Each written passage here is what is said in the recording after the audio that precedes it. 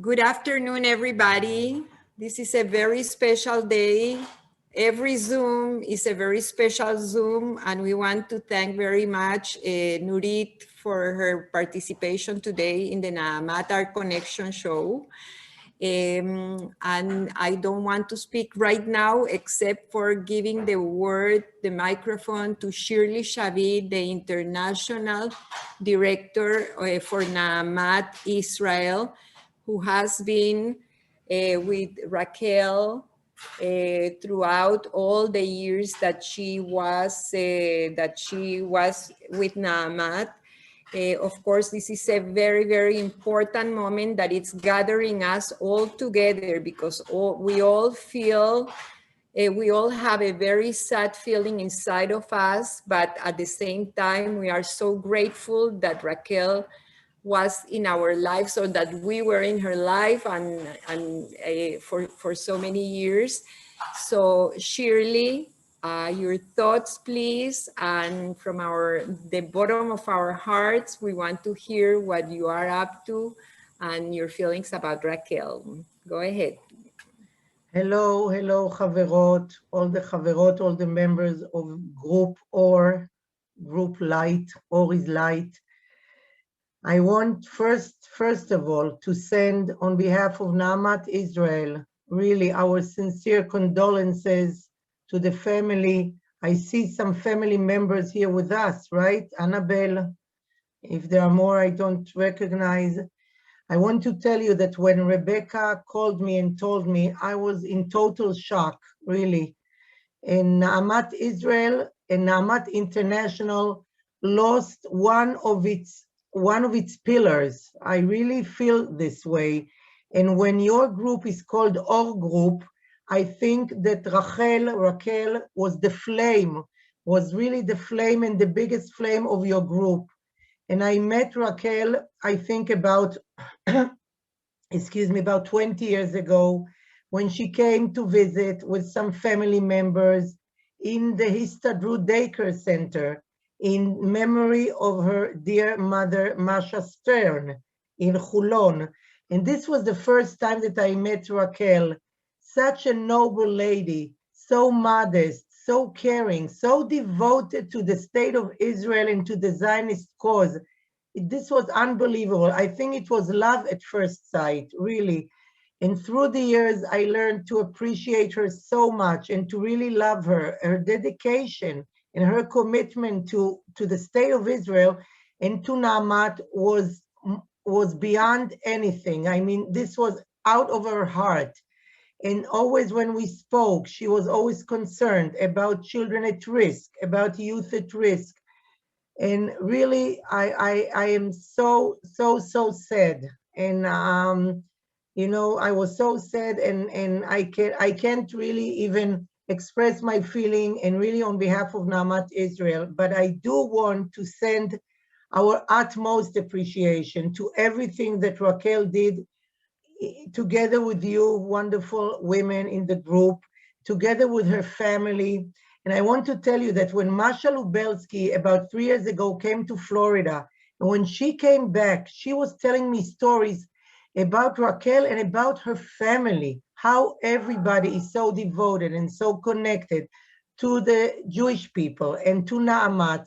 So this is really, I feel very fortunate to have known Raquel and to have time to spend with her and to talk with her. And really, I'm sending our most sincere condolences, and I really wish the family that you will have only good things, and we will cherish the memory of Raquel together with all of NAMAT International as really as an example of what a volunteer is all about. So thank you for letting us have the opportunity to be with Raquel as much as we could. And I really want to send also our appreciation to all of you, each one of you, for doing what you are doing and for being who you are. And this opportunity towards Pesach to wish all of you really only good things, best wishes, Chag Sameach, good health, and let us all keep and remembering Raquel. And when you come to Israel, Annabelle, with your family, and friends, Rebecca, Matilda, and all the friends from the OR chapter, we will make a special, we will make special for the memorial of memory of Raquel in one of the daycare centers. Whatever you would like, a plaque and something that will really, with even a photo of Raquel, we will talk about it and we will do the best we can to really keep her memory forever. So thank you all and all our best wishes. Thank you for your kind words, Shirley, and shalom. Shalom to you. I don't know if my sister Vivian is ready to say a few words. If not, I will start. There's Vivian, yes. Oh, Vivian, hello, Vivian, I didn't We cannot see hear you, Vivian. Vivian is in mute. Oh, okay, okay, here, There you yeah, go. ready? Okay, so good afternoon, welcome everybody. And just a few words of my mother. Yesterday, I was with a group of friends and a person says to me, you know, Vivian, what is unique about you is that you are so real. You're so just a real person and so unique. And this is very rare today to see people that what they believe in, that's what they are. And as this person is talking to me, I'm just thinking, you know, this is my mother. And this is what I've told this person. I said, that's the education that my father and my mother gave to me. That they were noise. Okay. So, I mean, somebody has yeah.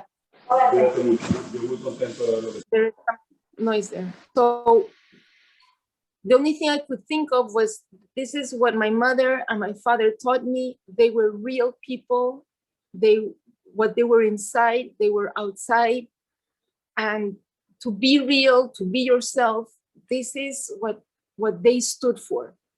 So as he said, they, you know, their love was Israel, their family, the AMAT, the community. Another big one of us was the art, as we're going to see. And this was my mother's lens. My mother's lens to look at the world was through art. She was art. You know, the artist takes anything and it becomes art. And yesterday I got also a chance to go to my house. I was there for a little bit by myself. And it is interesting, I was looking through her closet, going through her clothes and then through her drawers. And then I'm saying to myself, what am I looking for? You know, what am I really looking for? Am I really looking for a piece of clothing of my mother? And I realized I'm really not looking for a piece of clothing. I'm looking for my mother. And it's very hard, you know, because I know that she is, of course, her soul lives through us and her soul with us and is going to be a source of blessing and protection. I already see it, I feel it. But yes, we miss her very, very, very much. And I think that the best legacy that we can do and the best way to keep her alive is to keep on being in her ways, to be real people, to have our, you know, to have our priorities straight, to have our priorities as they should be, you know, family, Israel, God, the community. That's important. And as I mentioned at her burial, my mother had no schedule. Whoever needed her was her schedule of the day. No matter what she had set herself to do, if somebody needed her, she would rush. That was it. So may we behave in her ways and keep her alive. Thank you. Thank you, Vivian. She's my younger sister, my baby sister. So I just want to add to the beautiful words that Vivian already said, that my mother was also open 24/7. So her phone was never off. It was always on. And her doors were always open, no matter what time it was. You could always come to her house and you would be welcome. And she would prepare food for you no matter what time you showed up. So it's nice that she always had an open heart, open mind. It was just an open heart for everybody, with kindness, with love, ready to give and to help. It was her duty, it was her calling. And my father recognized her talent in art and said to her, please, I want you to dedicate wholeheartedly, full time to art. And my mother, for her, it was utmost that she also kept a balance between being a volunteer, keeping in Peru, it was it was in Miami that my grandmother brought her to the offices of AMAT, and she started AMAT or chapter in 75. And she kept the torch for Israel through volunteering, meeting wonderful friends who stood by her side and helped her in this passion and vision. And I thank each and every one of you for participating, for helping help others, and for keeping Israel strong for all of us. My mother also, I want to add that she was extremely creative. Just like Vivian said, one time Vivian's son was getting the oven kosher, and that's how my mother discovered creating art with burnt metal. And she just embraced every material possible. It was a PVC, wire, found walking through New York Central Park, and she found leaves, and she started creating another life version of leaves, just an installation mounting the leaves. So she was just seeing art through everything she saw in life, and just with a beautiful smile. And that's how we should continue in her legacy. Forgive, forget, move on, focus on the positive, focus on kindness, and blessings to you all. Thanks for joining us today. And now I want to present Nuni Berenbaum. And Nuni has also many qualities that are in the same similar path as my mother. Nuni studied architecture and worked as an architect, and then pursued art. So my mother found art and continued pursuing that, which became her passion. I want to add that Nurit is also a very optimistic person and realistic. And my mother was realistic, although sometimes you want to hope for a very good, bright future for all, you focus on the present and accepting what we have. Sorry, they're calling me. I'm going to put that on mute. Okay. I hope you can hear me. Yes? Okay. Yes. Okay, good. And so I want to now talk about Nurit. She's an artist from Venezuela who has resided in Miami, Florida for the last 3 years. So during COVID, she has focused on something a little bit different from her cast bronze pieces, and she will tell us what it is. And I just will let her do her presentation right now, and then we can follow up with questions. Anybody will be able to ask questions. Thank you very much. So Nurit, we appreciate you participating today and sharing your creative art with us, and we welcome you. Thank you so much, Annabelle and AMAT, everyone for being here. I'll try and share my screen. Let's see if I can do it. Let's see. Okay. Share.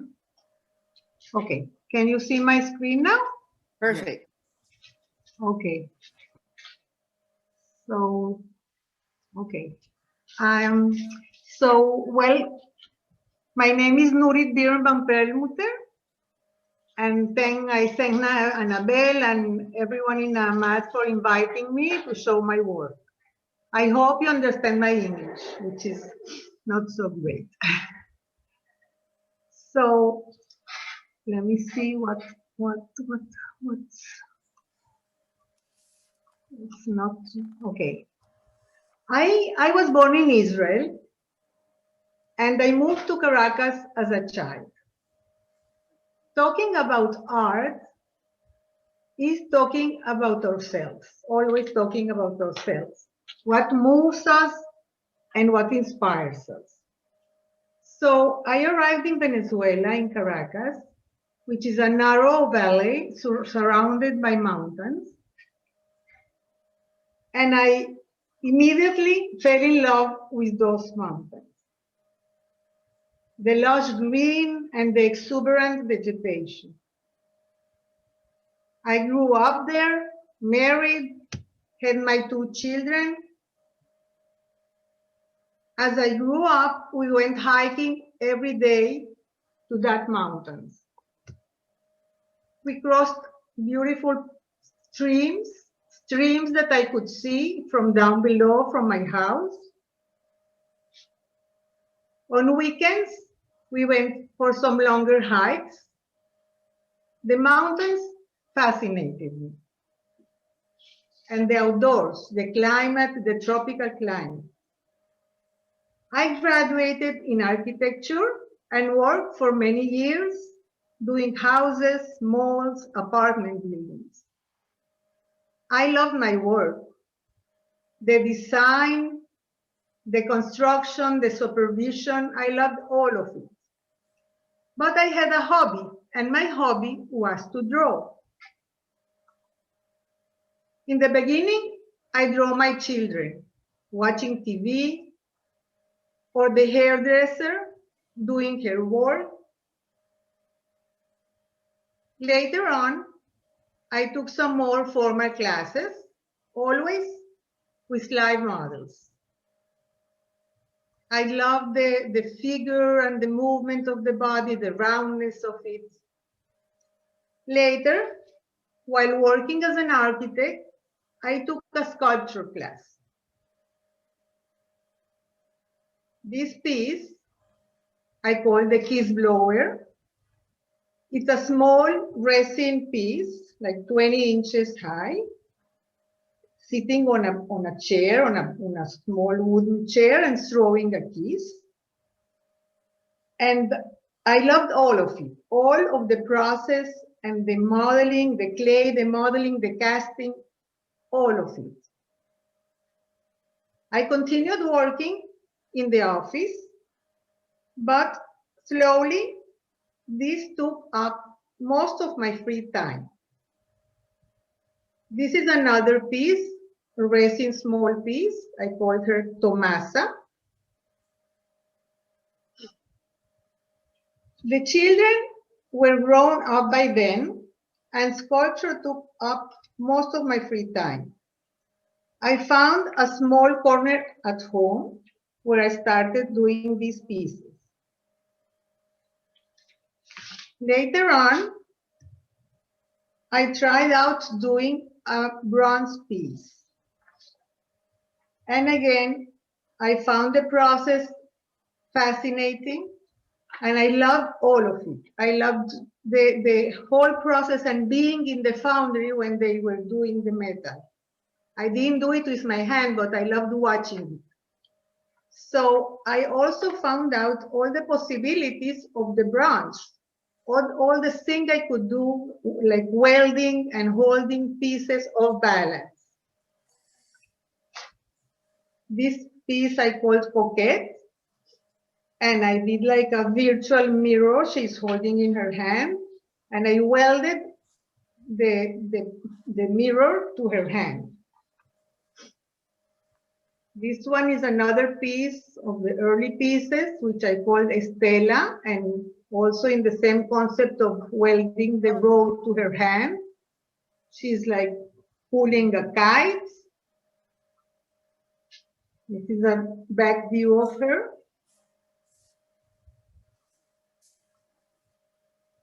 This one I called Juana, and she's very relaxed and sitting and looking to the side, and her slippers are falling off. My inspiration at the beginning was Betty. Betty was our models in our drawing classes. We used to do these exercises where we moved every 5 minutes. We did a quick sketch and moved around the piece, around Betty that was standing in the center. And when I did these pieces, I was fascinated by the possibility of doing it in 3D, what I was drawing for so many times, so long time.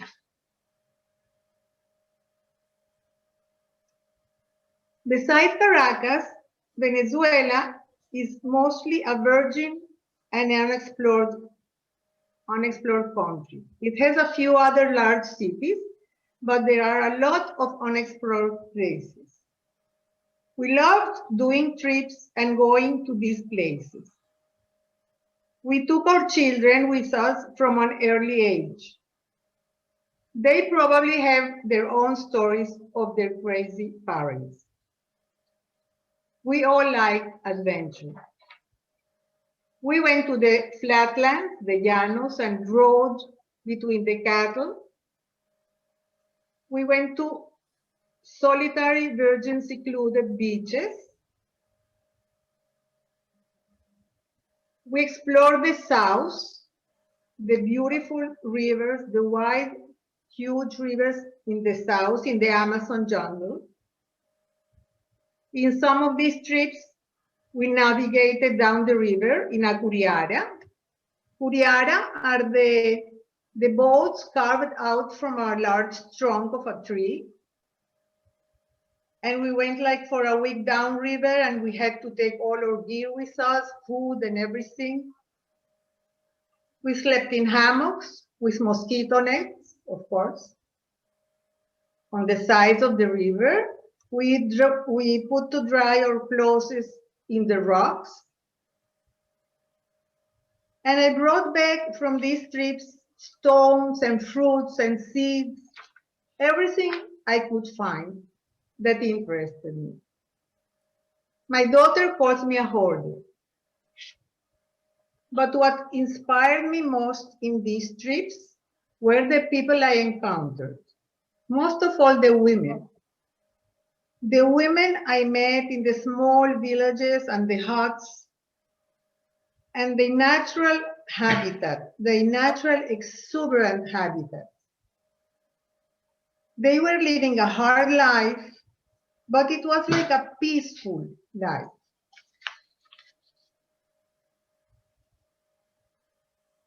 They seemed oblivious to the globalization and the consumer taste and standards. So after a while, I had enough pieces to do a solo show. The first solo show I called Bronzes. It was done in the Leo Blasini Gallery. This piece is Ernestina, and she's standing and leaning on a virtual veranda. And she's off balance, looking to a side, very relaxed. The woman I tried to depict were strong women with character. This was chosen for the catalog cover, Ernestina. Then I did another one of the pieces I called The Hug, El Abrazo. She's hugging herself, loving herself.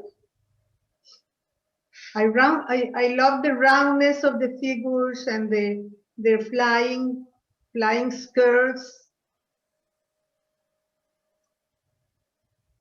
This is another piece of that first show, Mother and Child. They are not posing. The figures are like caught off guard in their daily life. This one I called Luisa, and I also take advantage here of the bronze possibilities of welding the place where she's leaning on and having her off balance, held by one point of support. I love the possibilities of bronze, like here, she was in a cantilever pose, and that's something I always fought at the office with the structural engineers. They always were saying, I can do such a large cantilever piece, I can do such a large span in the beams, and here I had no one to fight with. So I did a lot of things I could do with bronze. This show had very good reviews, and after 3 years and like 14, 15 pieces later, I had another solo show in Aquavella Gallery. I called it Anthology of the Gesture. And it was all about this tropical woman, the scenes and postures of the tropical woman. This is Matilda, that was chosen for the catalog cover, and she is leaning on a rod, looking to a side and oblivious to the viewer. This is Josefina. She's a larger piece, like 30 inches tall, and she's very comfortable sitting in a relaxed and sitting in a pillow. They were like a mestizo kind of woman we met there. It was like a Spanish conqueror, the black slaves and the local Indian. It was like a mixture of them. And they had this different quality, this assured attitude. They exuded strength and inner peace. This one I called ¿Qué? What? Like she was sitting and turned because somebody called her and she said, what? They had like this indolent satisfaction, I would say, like simply being a tropical woman. They were confident beings. This one is Athanasia. She's a bold, mischievous piece, throwing a kiss. At that time, and many later, we did another exploration in the south to a place called Piedra del Supamo, or Supamo Stone. This is a view from a helicopter that took us there. It was a small lake and a waterfall, which was dry at that season. So we landed at the top of the river, in the riverbed. We had to do like 3 or 4 flights up because we were a bunch, like 12 people, and the helicopter only carried like 4 of us. We had to take our gear and everything with us. I'm sure nobody was in that place before us. We had to open up the dense forest with machetes. It was so dense to find 2 trees to hang our hammocks on. We made hikes in the riverbed and then did some rappelling down to the lake. Here I am rappelling down to the lake. Down. So after this exploration and trips, I really came back home with lots of ideas in my head. My next show I called Equilibrium, and this show was all about these precarious postures, hanging figures. This one I called The Globe, is one of the pieces in this show. And she's hanging and holding her own rod, hanging and sitting on top of the globe or the world, whichever.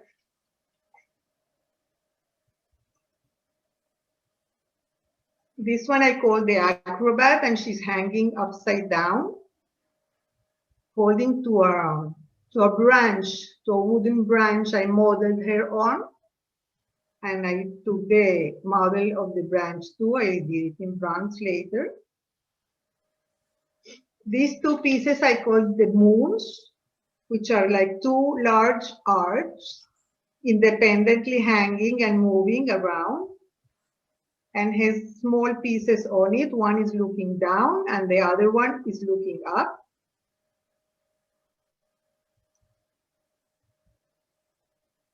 This is another piece of that show I called Kathy, and she's hanging and holding her rope, and I made like a small spaces in her hands so she can hold herself. This is another piece of that show, and I called it Inverted Love.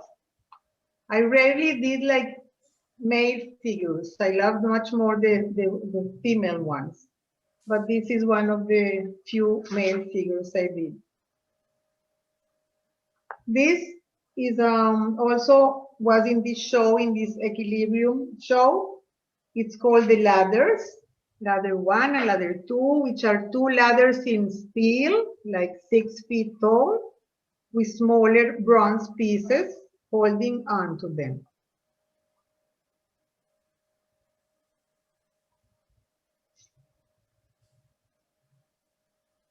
And this one also was in this show. It's a larger piece. It's called Gloria.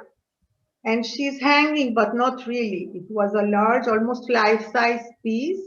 And I had to hold her on some support. She's off balance and holding a rope, like hanging, but not really. This is a close-up of her face. This is another. I work with editions of 9 pieces and 1 artist proof. So this is another of the 9 that was positioned on a rock. I put her on a rock under a large staircase in one of the houses. Another trip we made to the Amazon was to the southern part of the Rio Negro. It was also with Curiaras, and we met some Indian villages there and Indians. And what I found in this trip was these huge palm trees, very tall palm trees that the Indian climbed up for the fruit. And the fruit was like in a shell that when it dried out, it made these huge leaves, like hard like rocks. And they called it cucurite. They used it for putting their food in and gathering all kinds of seeds. And they also used it sometimes like a crib. It was a huge leaf and they put their babies in them.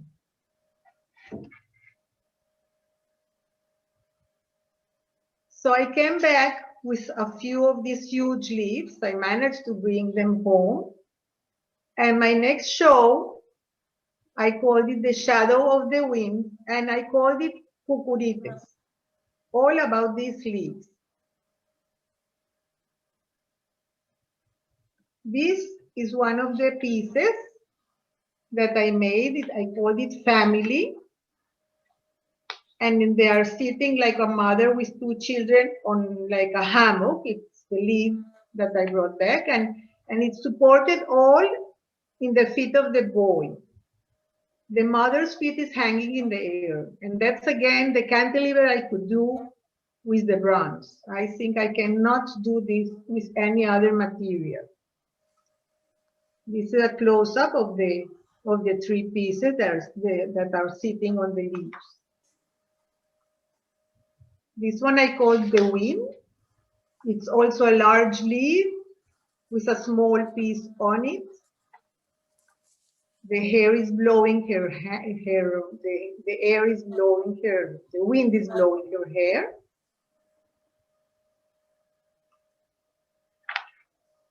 This one I call the nap. It's also in the same concept of the cantilever piece held by the hand of the figure, which is sleeping like in a hammock with her child over her. This is one of those hammocks, one of the 9 series that I positioned on a rock. I love them putting them on the rocks, which was like their natural habitat, the natural surrounding. I couldn't quite hear you. This was in a garden. This one I called Cucurite, the original Cucurite, and it's the same concept of her standing on her feet. One of these editions went to Baltimore, and they put her up in a very nice garden. Then they sent me a picture of her in winter, which was really a fun picture to see, since it's like a hammock, a natural tropical hammock figure covered by snow. I was also commissioned at that time to make a large piece, a large sculpture for a clinic, for the garden of a clinic. And I chose this small piece I had already made. I had it already in bronze, and I decided to enlarge it. So this is the installation of that piece I called from the garden, and it was more than life size. This is a view of her flowing hair and her flowing dress. I had to hold that dress while I was modeling it, so the skirt will be really in the air. This is a view of her from the back. It was a nice garden, a nice setting for her. So after a few months, like 8, 9 months of modeling, I had her ready for the foundry. Here is me modeling her in my studio. I really enjoyed that work. It was like challenging, hard work, physically hard work. I had to put up with all that wet clay and make over the structure I made. Here in my back, you can see the cucurite leaves I was telling you about before. And every day I had to put wet clothes on her and put some plastic on her so she would not dry out but for the next day. Here I want to make just a small explanation of the process of the lost wax method, which is a beautiful process and a very interesting one. So here I have this piece that I'm modeling on one of those leaves. It's a piece in clay, and I, in my imagination, know that it's going to be in the air. But of course, while I model it, I need to have it in some base. So I do the clay on the leaf that is held on a base under it. And here I can change and model and create and do the size of the kid that's going to be holding her. I know that this piece is going to look like this. This is the finished piece in bronze, but I can see it till it is ready in bronze. So here is another piece, the Gloria we saw before.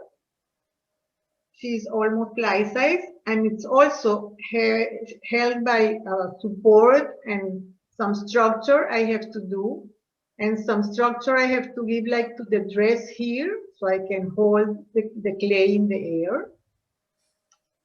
Here, I'm trying out the robe she will be holding. What is the shape and the size of the robe? So after that is done, I make a copy of her in plaster. This is another piece I call Sol. And here she is already in plaster, where I give her the finishing touches. Like I have to adapt her to the big leaf and a different details I want to finish. So after she is ready, is the place where I start doing the mold. The mold is like a puzzle. It has to have structure. I have to be able to take it apart and put it back together. And then that is the piece I take to the foundry. I make the model and the copy also of the leaf, of course. So this is the piece I take to the foundry, which is a whole other story about, I tell you some other times. It's a complicated, beautiful process. This is the piece that, how is it going to look when it's done in bronze? This piece I called Soul.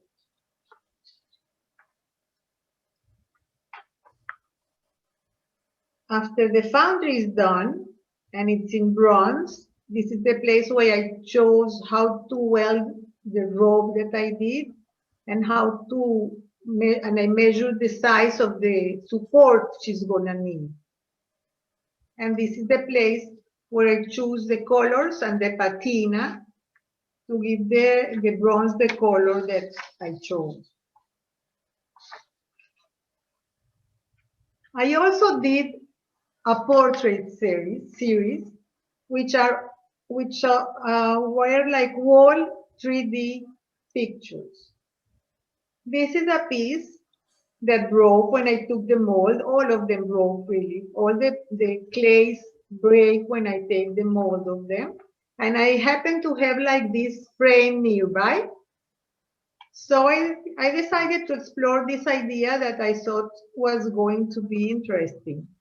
So I did some pieces in the frames to hang on the wall, but the piece was the one that was hanging on the wall, not the frame. So the frame was in the air, and it was like an interesting shadow that it made on the walls. This is called the weight, and she's leaning like in a window, waiting.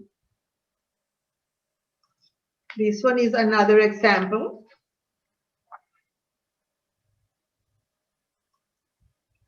I also made some large faces, large masks.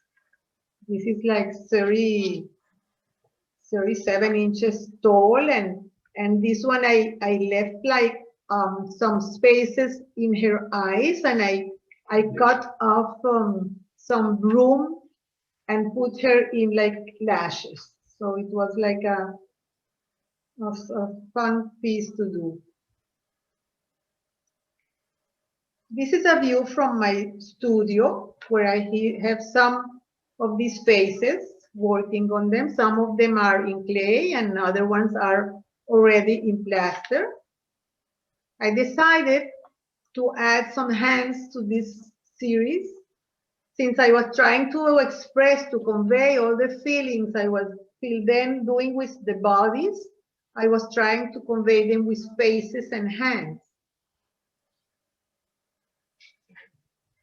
This is another of those series. It's called The Kiss. And it's just like a mouse and part of the nose.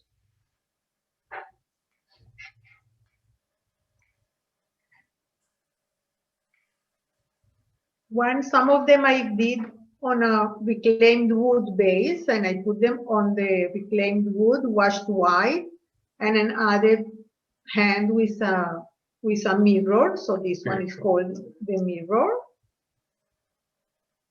And I did some rolls I curved and I welded to her head. The same concept, I did this one called guayolito, which is like she's having a cup of coffee. Guayolito is a very typical, a short black coffee that we drink in Venezuela, very typical. So guayolito is, I think, the only place that's called like that. This is another view of guayolito.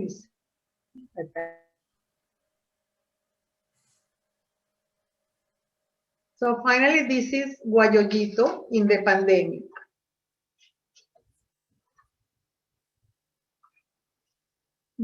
Some of these series were taken to the Red Dot Art Fair some years ago. So here are there, and myself with my small grandchild. During this time, all this time, I also did some small pieces. While I was working on the larger ones, I always had like one or two smaller pieces going on at the same time. So I had time to leave one to rest while I was working on the other. So some of my smaller pieces were like funnier pieces, easier. This one I called pull, like hala hala. They are pulling on a row and having fun. This one is Eva. It's a small, like 10 by 10 frame with her sitting in the, like a window with her towel in her hair. This one I call Conchita, and it's also the concept of the off-balance piece, held and supported in one point. So 3 years ago, we moved to Venezuela. We came to the States from Venezuela. And since then, I've been exploring some other mediums. Shortly after we arrived, the pandemic let us enclosed at home. So I was exploring some other mediums. I brought out my old drawings and collaged them and did some new drawings on them. I tried out some figures in plaster and I mounted them on reclaimed wood. This one I called Tropical Mood, and I did with some of the leaves and the fruits and seeds I brought with me from Caracas.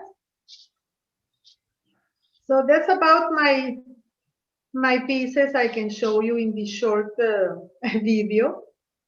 I'm not very good with words, as you can see, but one of the epigraphs in my catalog were a saying from Roland Barthes, which I love. It says, "Writing the body, not the skin, nor the muscles, nor the bones, nor the nerves, but all the rest." I think it's a very good description of my work. So thank you so much for being here, for inviting me and for listening to me. And now I have to share the screen back and I don't know how to do No, leave that. it. No. Leave it like that. Leave it, please. Okay. Thank It's you great. all for being here. Thanks. Nuni, thank you for a wonderful presentation. Your pieces are exciting, voluptuous, fun. We enjoyed it. We see how you apply architecture, defying with your cantilever pieces, with your off-center. Very nice work. And we wish you continued success. We thank you for your time in this presentation. Thank you so much. And we are open to anyone. Please put your mics off. If you have a personal private conversation, remember to mute yourselves. Otherwise, please interject and give your comments. Yo entré un poquito tarde, Becky. English, Becky, if you want to say English. Oh, I'm sorry. That I came in a little late. Estoy en un Zoom de Nuri. ¿Qué pasa? ¿Es urgente? ¿Cómo? Go ahead, Becky. That I came in a little bit late because I was in a doctor's appointment. But hello, hi Annabelle, how are you? But very, very beautiful what you're doing. Very interesting. Thank you. Beautiful. Thank you, Becky. Beautiful. Anybody else has some comments, please? Absolutely beautiful. Can you hear me? Yes, thank you so much, Naama. Absolutely. I am studying because your imagination is unbelievable. It's a gift of God, what you have in your hand, in your mind. Thank you so much. You are blessed. And she's a very good artist, so it's coming from an artist. Excelente, beautiful. I like it. Very good job.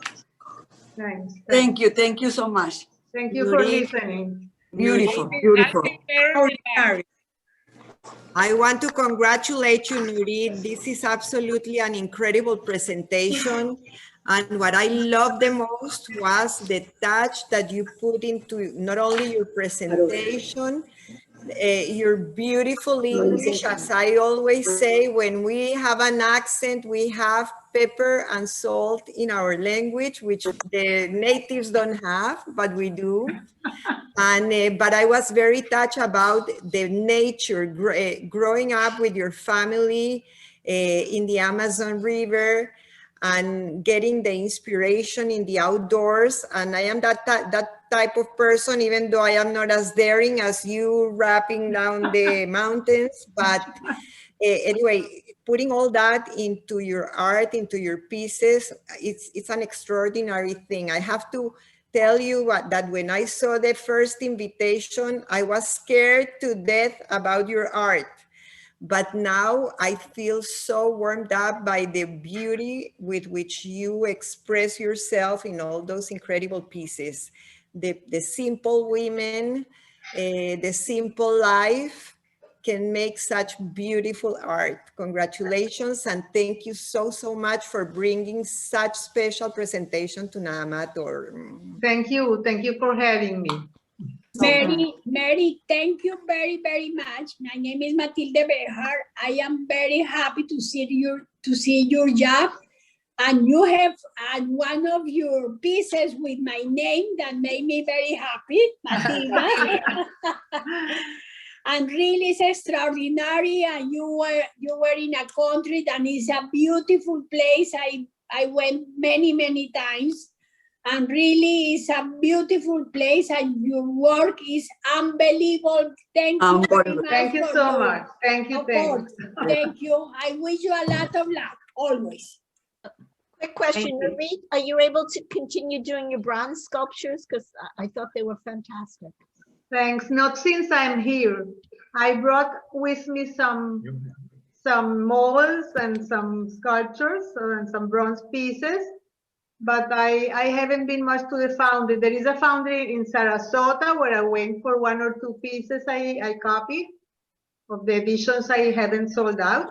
But I haven't really started working in bronze yet. So hopefully after the COVID pandemic, I will be able. Okay, good luck. Thanks. Muchas gracias, muy bueno. Thank you. Yeah, it was very nice to see the pictures. Felicitaciones, Wow. Lili. Muy bueno tu trabajo. Gracias, muy gracias. Sarita is from Peru. Oh, Venezuela also. She lives in Sí, both places. ajá. Muy bueno, muy bueno. Gracias. Well,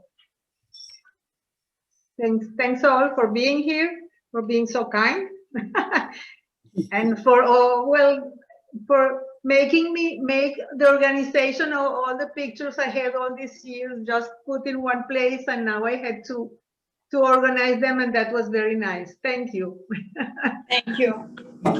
And I want to thank you, all of you, for being here in this very special day. I know Raquelita, Zichronal Libraha, from all the way from Shamaim, is sharing the screen with us as well. I feel for her, and I feel for all of you. No better way of celebrating her art, her love for NAMAT, her love for the people. I think at this point, if you're feeling what I'm feeling, we just have to say thank you, Raquelita, for having been part of our lives. And thank you, Nurit, because as Annabelle said at the beginning, you share many things of what Raquel was. And to all of you, I am so, so happy to see you. Shirley, Matilde, I don't know what we're going to do right now, but we have to continue with such force and dedication doing the job that Raquel did for NAMAT, and that not one person can copy. We need all of us, because all of us can do something, but by ourselves, impossible. So thank you so much. I'm counting that we have 70 people between the 46 or 48 that appear in this with other people that have been sharing the screen with us. And this is really an amazing thing for NAMAT. We have to continue until we can again go back to making a huge, huge party like we used to throw every year to fundraise for NAMAT Israel. Thank you so, so much. I'm very happy that you all are here today. Thank you. Thank you so much, everyone. Thank you, Rebecca. Bye. I want to add that next month, Diana Bursin will be presenting. It's the month of love,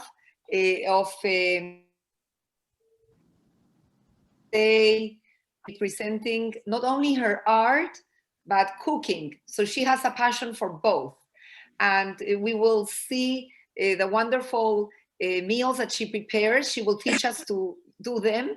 And she also likes to travel and to show on her, she has like a blog, and you can see where she is, what inspires her. So we're looking forward to the date. That actually will be in April. April the 12th. So looking forward to her presentation. Stay tuned. Thank you for joining us. Wishing you blessings, happiness, enjoy life to the fullest. And happy Thank you. Pesach to all of you. Have a beautiful Pesach. Kasher v'sameach. Esa Kasher v'sameach para todas. Dios las bendiga. Gracias. Raquelita, we miss you very, very much. Thank you.